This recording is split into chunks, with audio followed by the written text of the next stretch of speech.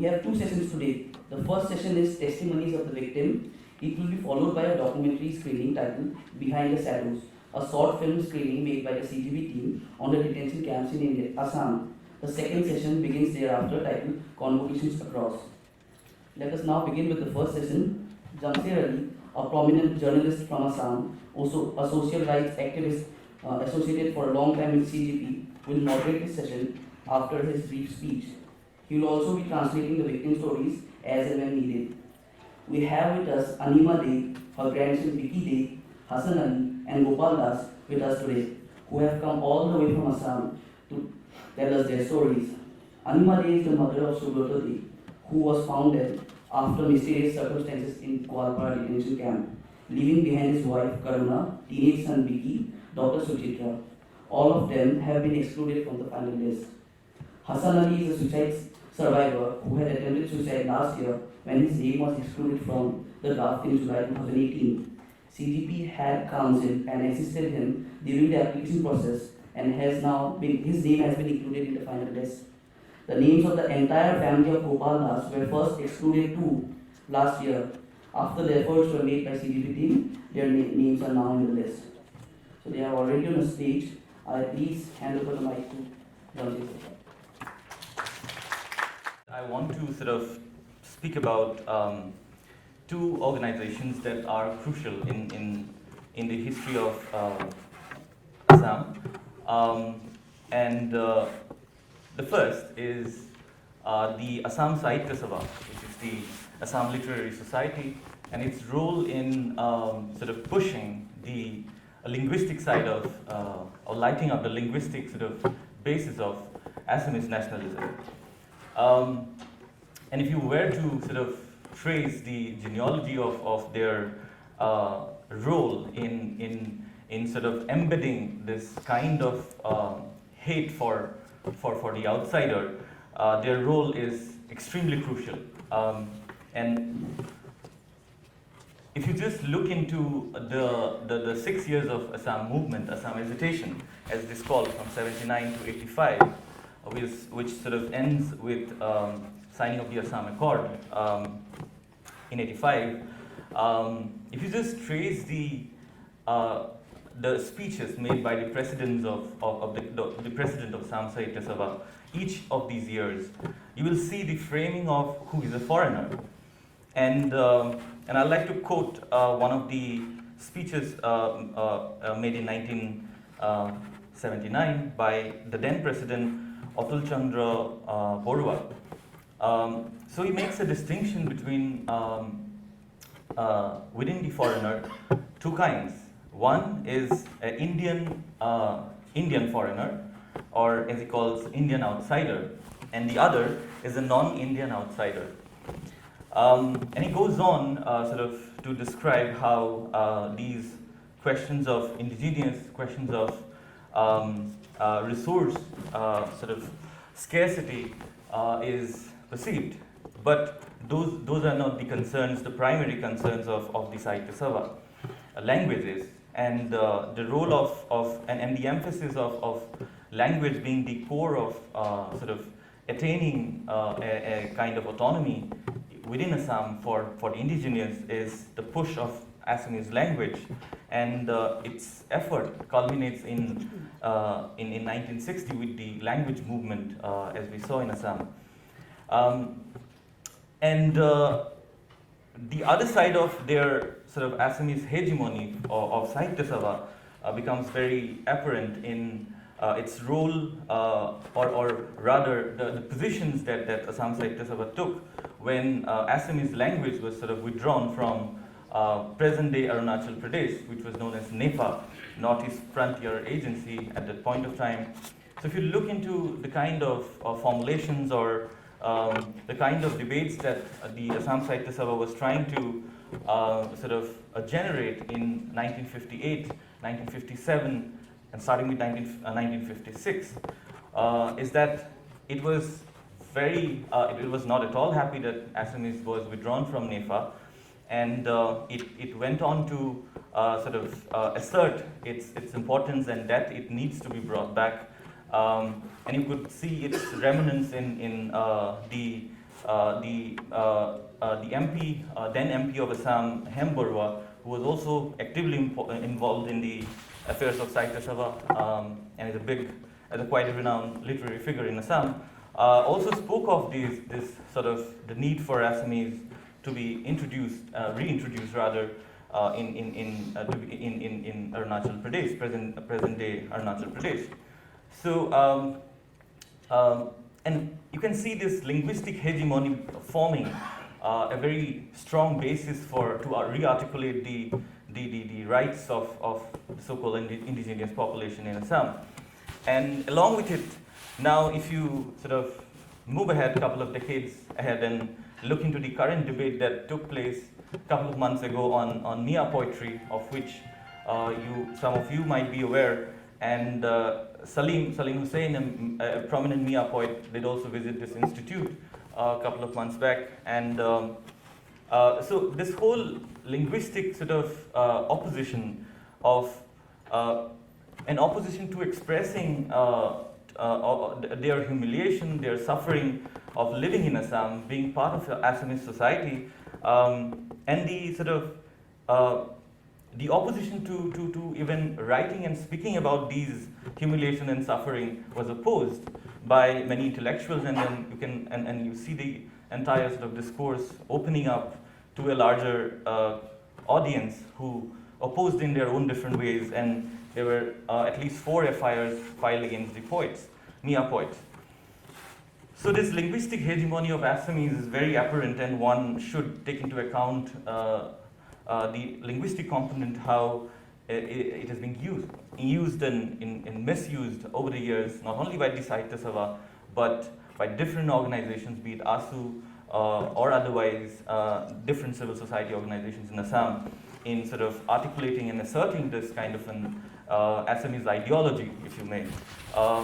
And to move on to the second body, which is of prime importance in thinking about how this sort of an Assamese ideology becomes very prominent in understanding NRC, is the All Assam Student Union.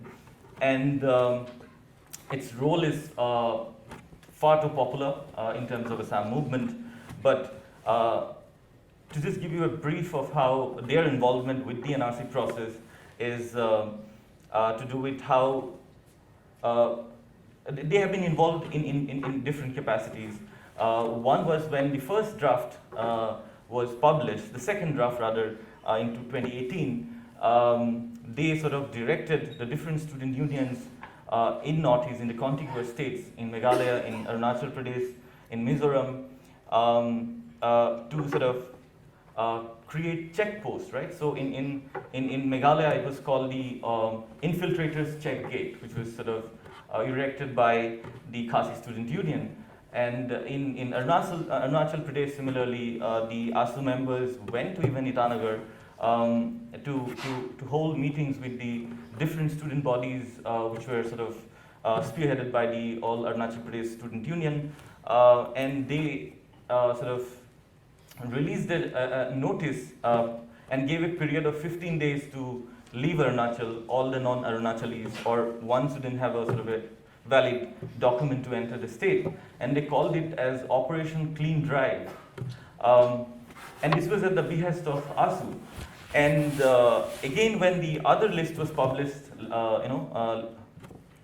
before the claims and objection period was about to get over, the ASU took active role in filing complaints, and it ran to lakhs, 2-3 lakhs, in number of complaints were filed actively just by the ASU volunteers, and they made sure that more people suffer in this whole process.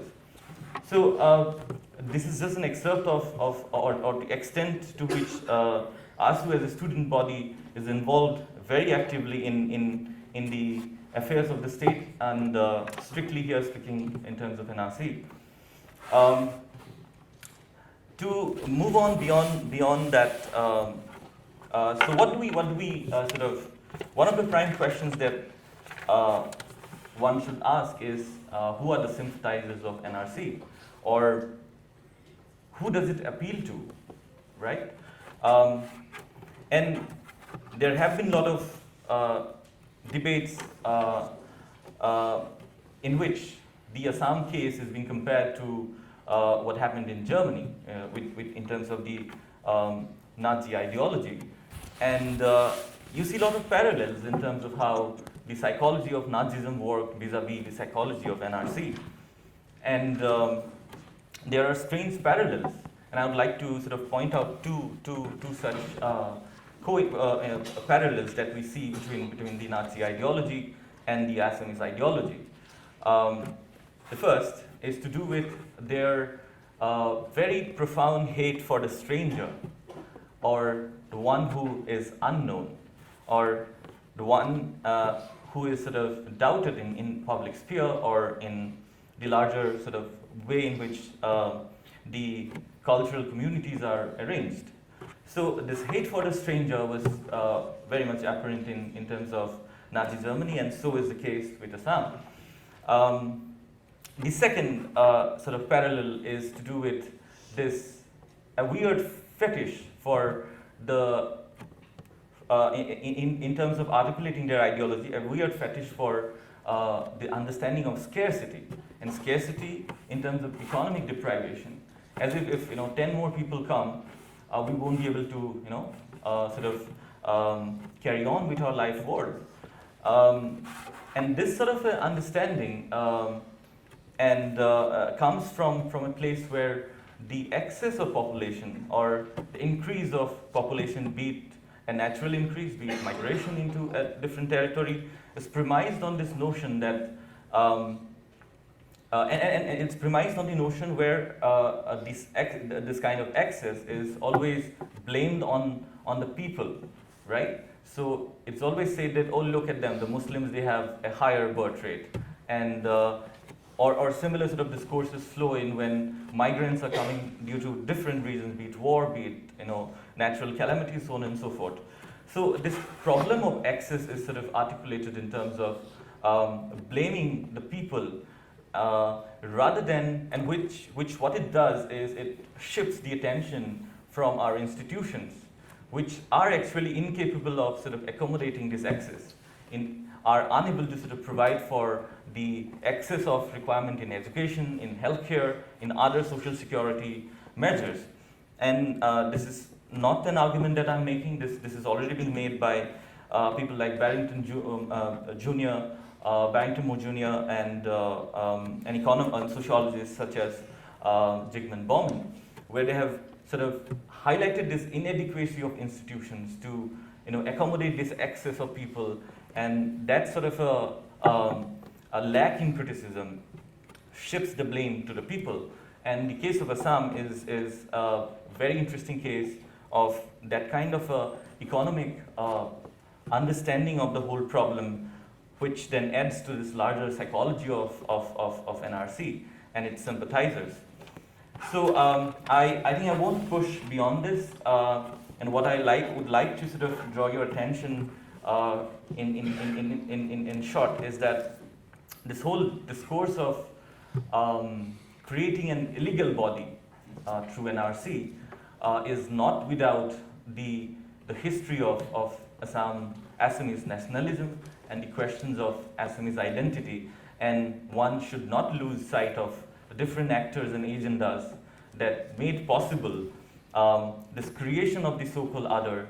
And when we talk about NRC, and there is an attempt to sort of extend it to across India, so these historical sort of experiences will come to haunt us in our respective places, because the framing of the other will be made based on those historical experiences and how those categories were built historically by different sort of parties that or different organizations and civil society bodies that were at place, and the different political ideologies that were sort of held on to by the different regional forces. So I think the psychology of NRC is a lesson to us in terms of looking forward in ways which we can sort of criticize the whole process, and at the same time understand and explain the complexity of the whole process. Thank you. I just wanted to, before we get into NRC in particular, I just wanted to say this entire exercise which has been the exercise of getting in extremely unlettered and marginalized sections of our population, migrant workers, daily wage earners, to prove, quote unquote, their citizenship, is actually something like the power of the document, the power of the document, the power of the privilege, and a large number of the victims, and the victims are the most marginalized. And though it sounds like very obvious what I'm saying, if you look at certain intersectionalities, then you look at the fact that 62% of the quote-unquote victims of the NRC process are women, 69% of the de-voter process are also women, and of course there are the other minorities, linguistic, religious minorities, which we cannot forget. Now, as Suraj has pointed out, certain kind of extreme supremacists, I think the word nationalism also doesn't seem very appealing anymore. I use supremacism now, because I think nationalism itself needs to be claimed back. But you have the entire process in Assam, which has a certain lineage and needs to be remembered at all times. You have also certain quote-unquote process in the rest of India of a certain different kind of supremacism, which is now superimposing or conflicting or in certain ways with the Assamese nationalism or supremacism. And that RSS Hindutva, Hindu, Hindi, Hindustan kind of a nationalism, how does it kind of play out within the context of this current debate is extremely important. We also have this whole challenge now before us as a democracy, and not just us, but many democracies of the world. Can the constitution and can the law be liberative? Can actually are they liberative at all? Do they really uphold what is the rule of law, or are they becoming very constrictive? Because if you look at our whole construction of citizenship, leave aside Assam for the moment, at the time of the making of the constitution, 1950, you had a much more inclusive citizenship where everybody who was born here had a right to be a citizen. Article 5 to Article 11, very, very clear. And then you see a series of amendments taking place, just as you see a series of happenings happening in the political arena within India. And you had the first major shrinking of that space. You have, of course, in 1986, with the First Amendment, which of course is the Assam, following the Assam Accord. But then you have it in 2003. And 2003 is when the first NDA government has come to power. And then you do not have, therefore, now an unqualified citizenship in India by birth. You have to not only be born in India, if you are born after 1987, but you also have to have your parents who are Indian citizens and who are not illegal migrants. So you've had a shrinking even in the rest of India, not just in Assam. Just wanted to flag that for a minute. Citizenship law has undergone a huge change. Many of the changes have been brought in through the rules and through executive actions, not through legislative actions and not through parliament, which is also something we need to understand. Coming to the NRC process, before I go to the de-voter process and the suspected foreigner or declared foreigner process, because Assam did not only target quote unquote who they believed as outsiders through NRC. NRC actually started getting speed in 2005. Supreme Court made it a big agenda post 2009. But you have had a much more vicarious process, much more vicious process, which has been the Assam Border Police, empowered since 1962 under an extremely Assam-centric law, where it can just send you a notice and say that you are actually a suspected foreigner. That notice need not be reasoned, it not be based on any document. It is again on the basis of a colonial law, the Assam, the Foreigners Act of 1946. And then, if you are issued a notice by the Foreigners Tribunal, you have to undergo what Animade had to undergo, which is several rounds. Onus is on you. Section 9 of the Foreigners Act makes it onus on me rather than the onus on the prosecution to prove that I'm a foreigner. Public documents are not accepted as public documents. Even public documents I have to prove. So before we come to that, what has been the material and human costs of the NRC process? Now, we've heard this, the most heart-wrenching stories today, and imagine 19 lakh of those stories, or imagine 41 lakh of those stories. I mean, we've heard just 3 or 4 stories this afternoon. In July, I'll leave this behind for the Northeast Collective. In July 2019, CJP compiled, thanks to our wonderful Assam team, a list of the deaths that have taken place with the Assam NRC process. It was submitted to the Supreme Court. And this is worth a look at, because only the first one is 1989, Brijendra Das. After that, all of them began in 2012. And it was 58 when we did this, it's now 65 plus. Bengal has already had 20 deaths. Neighboring Bengal has had 20 deaths by people just fearing the fact that the NRC might come. People are queuing up for documents. So, it is the power of the document. Assam, internally, forget Bangladesh for a minute, has 54% migration because it is a very, very fluid state. You have the riverine areas, you have the Brahmaputra areas, you have villages existing, vanishing. In that situation, how would you preserve your document? And what value will that document have? Zamser has already told us about how callous the NRC authorities have been vis-a-vis the Bengali Hindu population, whose refugee certificates and other documents like that were rejected despite the fact that they were given refuge in India. So it is the power of the document. There was a study done by a risk and analysis group, which is an NGO, which actually said that when 41 lakh people were left out, each family spent an average of 19,000 to 20,000 rupees just to navigate the NRC process, which means you get a staggering total of 7,836 crores. And if you're looking at just money that was spent for those 41 lakh people, I'm talking about people spent. I'm not even talking about what the state spent or the bureaucracy spent. Okay. The World Bank tells us that between 2005 and now, Assam has dipped sharply in the poverty index. It has just not kept up with the rest of India. So there's some connections there which are not being made and not being studied, which is that this process has also cost us. It has cost us in human terms, in material terms, in production terms, at every level. And this is not being computed or understood. The per capita of the individuals we are talking about, 41 lakh people, from not a very happy figure of 68,000 per year has gone down to 48,000, which is like a pathetic annual figure of per capita income. So all these aspects need to be looked at when we look at the scale of the human tragedy that is not, and the humanitarian crisis, not just in Assam, but what threatens now all of us in India with the current dispensation, which is threatening an NRC following the National Population Register next year. I will not even go into its genocidal implications. It's obvious, it's implicit.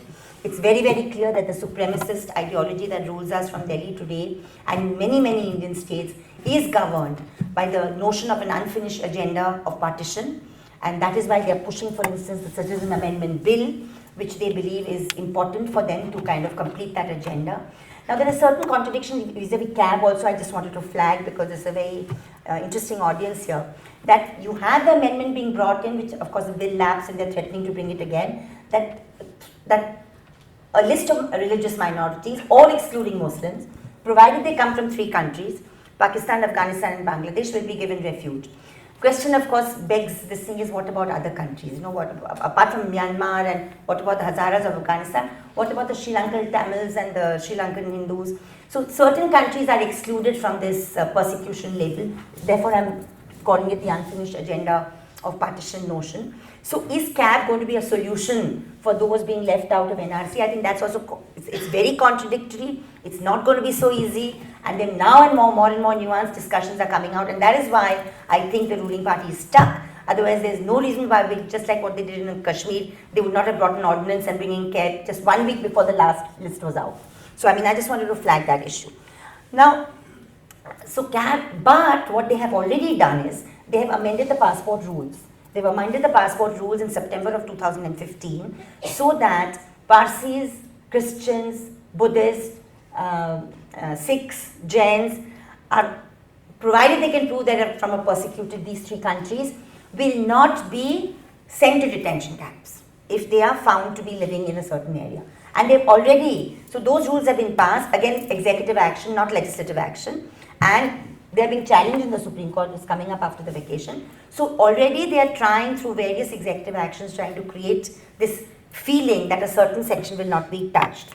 Now coming back to Assam for a moment, like I mentioned before, that we've had not just the NRC process, but long before that, you have to understand the discourse. I mean, Suraj put it very well, but the whole discourse around the issue of the foreigner, the infiltrator, the demographic change, how did this gain legitimacy within Assam and nationally? And who played a role? I mean, this really pains me to say it, but one of our better home ministers, in the past, Inderjit Gupta, said in Parliament on 6th of May 1997 that there are 10 million illegal immigrants in India, quoting Home Ministry and IB records. Later on, the same ministry went on to say there is no proof of this. This is just loose figures that were let alone. Then on 8th of November 1998, Lieutenant General Sinha, who was a Lieutenant General of then Governor of Assam, he submits a report to the then President K.R. Narayanan on the grave threat posed by illegal immigration. In the report, he says that the dangerous consequences of a large-scale migration from Bangladesh is there for the nation as a whole, and he, of course, predicts a huge figure, and that which is 50 lakhs. So I mean, that's where you have 10 lakhs and becomes 50 lakhs, and by the time NRC comes, you have this whole figure of 1 crore and 2 crores floating around. None of this, like Zamser said right in the beginning, is based on any scientific thing from the border police, nothing. It is just a whole bogey that has been created. And interestingly, thereafter, Jaiswal, who's the UPA minister in 14th July 2004, he says that 1.20 crores, the last figure we've been hearing, 1.20 crores of illegal Bangladeshi immigrants out of 50 lakhs are in Assam. Okay. Now, after that, he issues a clarification. He says this in Parliament. Then he issues a clarification saying that these reported figures are not based on any comprehensive or sample study.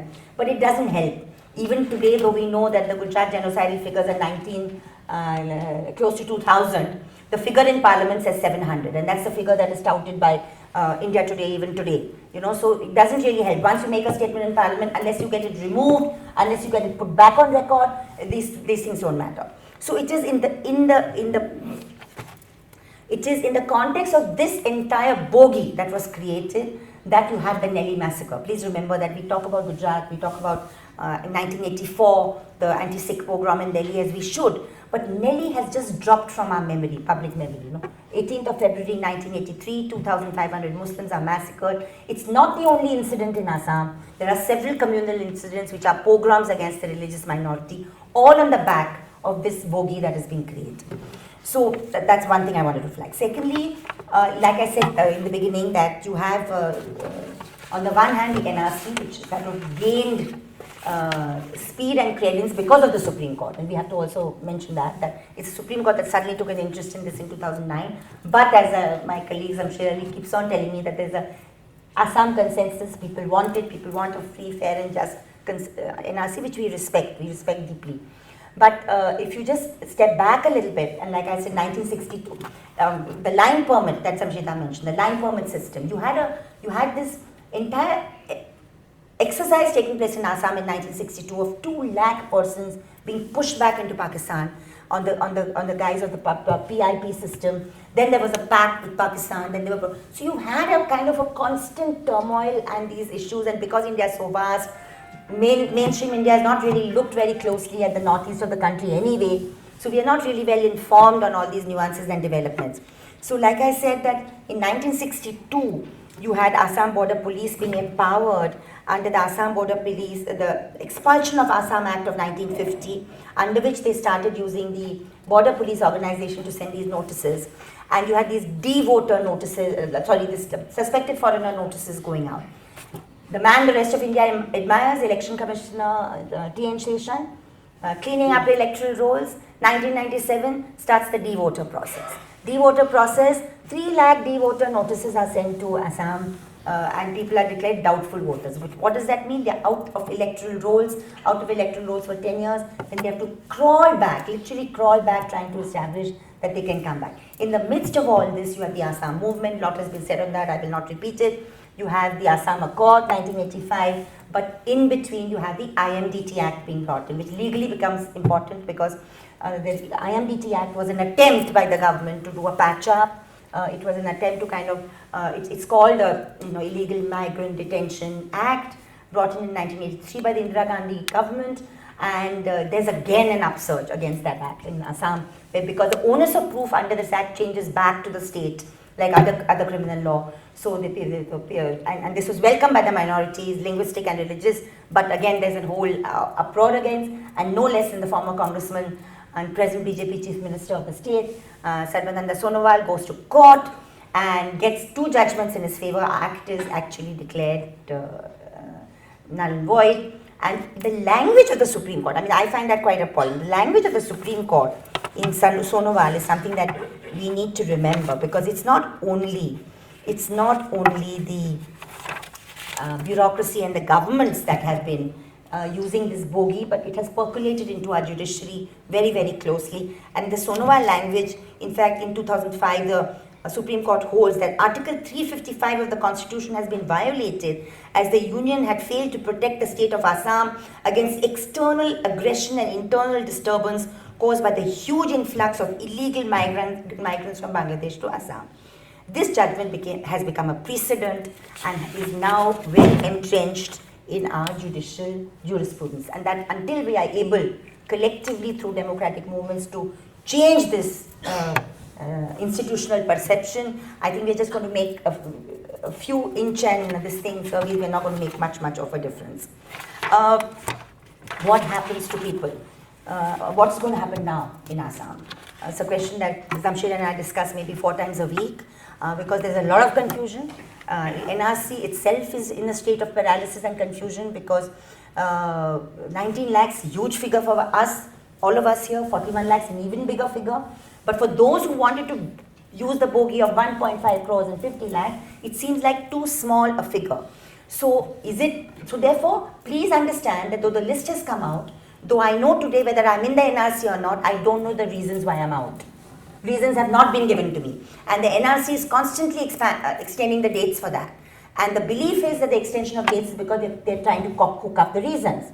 And once they cook up the reasons, once they give me the reasons, only then will I be able to, will my 120-day clock start ticking, which is when I'll have to go to the foreigners' tribunals.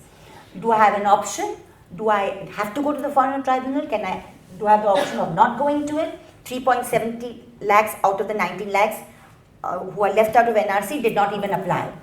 This for a matter of information. And we believe those people are those from North India, West India, South India, who just did not want to go through that onerous process. Now, can those people actually afford not to get the situation rectified? What about welfare schemes? What about government jobs? What about a whole lot of things that may or may not follow? Because on an average, a foreigner tribunal case might take 1 year or 2 years or 3 years. It could take 6 years. Then if it goes against you, what about the appeal? Will the state appeal all of those who are declared Indian or not? I mean, it's a complete mess. My colleague Zamser has sort of calculated on an average that for these 19 lakh people, 11,000 crores is the ballpark figure. If you call 30,000 and 30,000, 30,000 you pay the lawyer, 30,000 is your expenses for going up and down to various courts, modest 60,000 per person, then this is the kind of cost that you're going to have to pay. How have the foreigners' tribunals been functioning? I'd just like to say before I conclude that because law has unfortunately become one of one's obsessions at the moment, that the foreigners' tribunal, the very establishment of the foreigners' tribunals has not been on a bed of constitutionality or legality. The Foreigners Act of 1946, as you saw in the film, 3.2 and all, allows for detention camps to be set up. There is no process in the Foreigners Act which gives you a process for detection of foreigner. There's an order, MHA order of 1964, and there's an MHA order of 1948, which is an executive order which allows for the setting up of tribunals. But Sonowal 1 and Sonowal 2 have legitimized the tribunals by saying that, okay, if the IMDT tribunals go, send everyone to the Foreigners Tribunal. So there's been an oblique legitimization. But can you actually have a foreigner tribunal which functions in the way they are? Normal tribunals like your income tax tribunal or your NGT or all your other tribunals are set up under Article 323A and B of the Constitution. There are certain provisions. You have to function in a certain way. Every tribunal has to think of a procedure, civil procedure, criminal procedure. Except for the income tax tribunal, all tribunals are open to the public. The foreigners' tribunals are shrouded in secrecy. We have tried, my colleagues have tried, I have tried to get in, nobody can enter. So the person accused, your lawyer, and what happens within the precincts of the thing is closed. So according to us, and that's the demand we've been making, it actually circumvents the basics of natural justice because it's not public, media is not allowed, I can't take 3 support persons, and you don't know exactly what transpired. Out of the 1,11,000 cases referred to foreigners' tribunals, 68% were decided ex parte. These are government figures. Ex parte means I'm not even being heard there. So the order is passed without me being heard. Recently, the Guwahati High Court passed an order saying that out of 232 orders, a tribunal member complained to say that many judgments, 52 or 53, were passed without signatures. signatures of the judge. So you have all sorts of anomalies. Judicial officers are not the ones being appointed today. Now you have lawyers with 4 years or 5 years of experience who are not really trained in evaluating evidence, paid 90,000 rupees salary, not bad at all in a recession in India. So people are queuing up for those jobs, okay? But whether they are qualified to handle them or not is the other question. So we have also undertaken this exercise, and for any of you who want to help us, we really welcome your help, because we are asking for legal interns and all, is that we've actually accessed 1,200 foreigner tribunal orders, and we are actually analyzing them to be able to take them to the higher court and say that please, look at the trends we are seeing. Terms like projected father, projected mother are being evolved in these tribunals. Projected father and projected mother. There are biases, obviously. There is discrepancies of name, like you saw in Suraj Ali's case in the film. So there are various levels of trends you can see. We've also, when we've done 2 paralegal trainings in Guwahati recently, and we had lawyers from the district telling us that tribunal members are actually threatening lawyers, those lawyers who are doing a competent job. So a lot of things are happening which are not strictly within the legal thing, and therefore the functioning of foreigners tribunals is going to be quite critical to ensuring a modicum of justice to this whole process. What will NRC mean for the rest of India is a question we also can't avoid, and I don't know whether this is the time or the place to deal with it, but I think we will need to deal with it, because just as the Assam had a specificity, agree or disagree, it came out of the Assam Accord, NRC in the rest of India has been brought in simply as a mechanism to divide people, to create great senses of social conflict and insecurities in people, as we've already seen in Bengal. So what should be our responses as citizens, as political groups, as social groups, is also something that is very, very needed. If it is brought in, needless to say, we'll have to step in and help. But can we afford to not oppose it at the outset?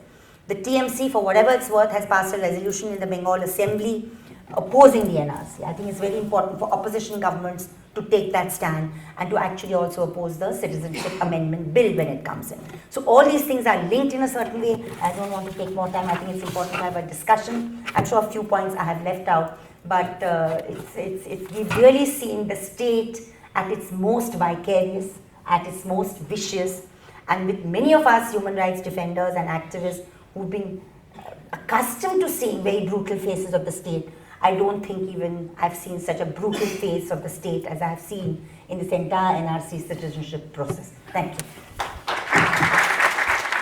When you look at the Assam Sahitya Sabha playing such a big role in demonizing foreigners, dehumanizing other human beings, other equally good human beings, one sees a very perverse relationship between literature, politics and nationalism, and one must be very wary, of institutions like this, of phenomena like this.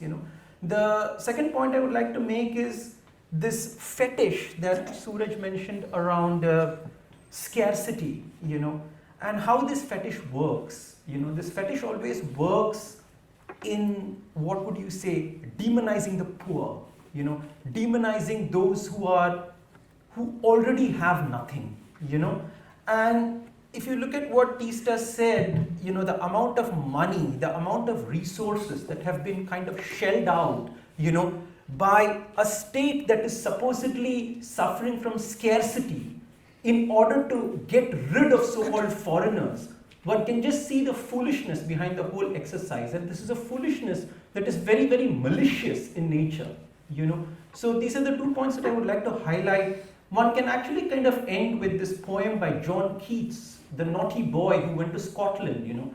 The poem is actually written in the context of the demonization of Scotland, which is a northern area, north of England, full of tribals who are primitive, not as civilized as the Englishmen, etc., etc. And the poem is actually about a naughty boy going to Scotland, going to this area where there are supposed to be foreigners, dangerous foreigners, and finding everything to be exactly the same as in his home country, And the poem ends with the following lines. He stood on his shoes and he wondered and he wondered. He stood on his shoes and he wondered.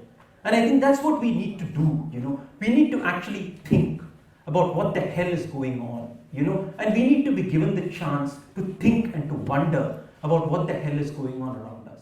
Do you think that Harshmandar's PIL was a mistake now as we look back? Because many people have written about it, and the way Supreme Court has, whatever CJI spoke in the court has written. So do you think was it a strategic mistake? I mean, we discovered in Gujarat, for instance, that the modicum, not huge, but the modicum of success we got in getting 172 perpetrators punished, which was very difficult, is that we really plot it out from the institutions below, you know. And I think it's important to go to the Sessions Court, the District Courts, the tribunals, the Guwahati High Court, because particularly when we could see in the case of the NRC that the Supreme Court has unfortunately had an agenda of its own.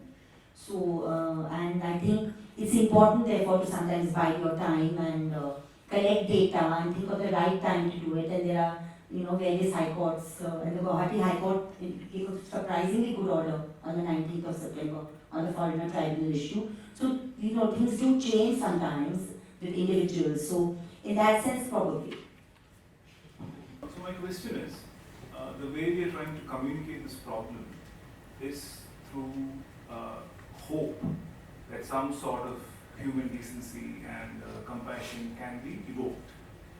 But what we see is that cruelty is the point behind it. You know, cruelty is the glue that binds a series of public policies that have been promulgated in the past few years. So, is there an alternative form of communication? Because we as civil society, as part of human rights researchers, etc., are prone to thinking that the state is capable of shame. Now we are in a situation where that logic is not working. Yeah? At least after the post-2019 bewilderment, yeah? That is one of the realizations that has hit. So should there be an alternate form of communication, of mobilization that can counter a state that is almost immune to basic human decency? We need to think of very creative and alternate modes of challenge, if you like, and not just communication, but also challenge, which also challenge ourselves and the way we've been looking at things. And I think one of the things which we've probably not done enough of, and I address myself always first, is looking enough at intersectionalities of movements, you know, because sometimes in these intersectionalities, you actually build very solid alliances. And your numbers, the figures change, the faces change, the faces of the victims change, you know. I'll just give a quick example by what I mean, in case I'm not clear, is that quite apart from the NRC, a huge other assault that has come from the state and then also the judiciary has been the decision to evict Adivasis, 1 crore, 10 lakh Adivasis, which is a crazy order that came out in February.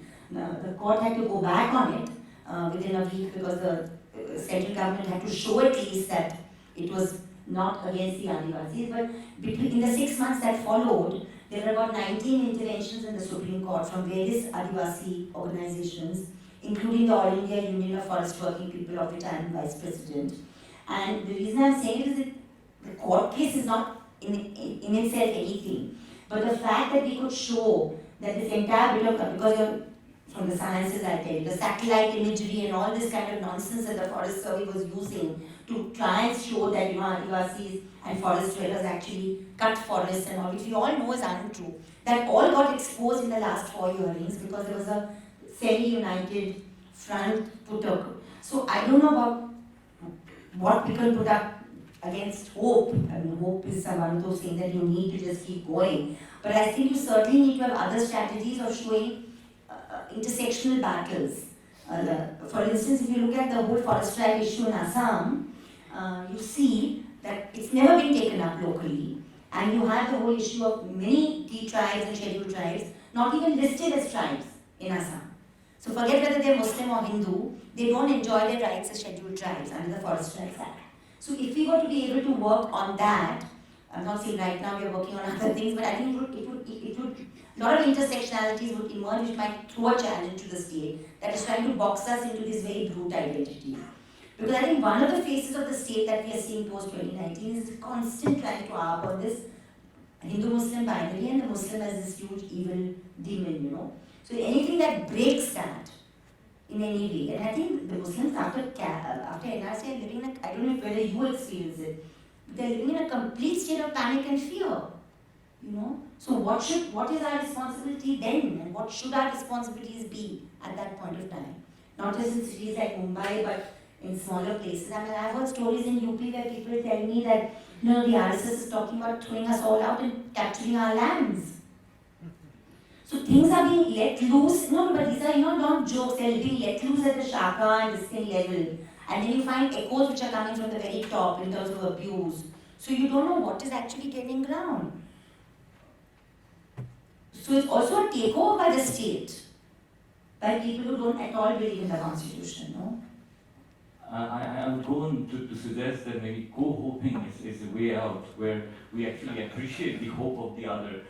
By saying that we hope, we actually assume what our hope is reflected on the victim, but that doesn't accommodate the hope of the victim. And by when we say that we belong to a community and we stand in solidarity because we think that they are also part of our community, and I think that is a way to start thinking about the psychology of the victim and thinking about perhaps co-hoping instead of hoping. My question is related to that question. There is this Gurkha community who collectively refuse to participate in a process. The process is this. This is also a mess everyone is saying.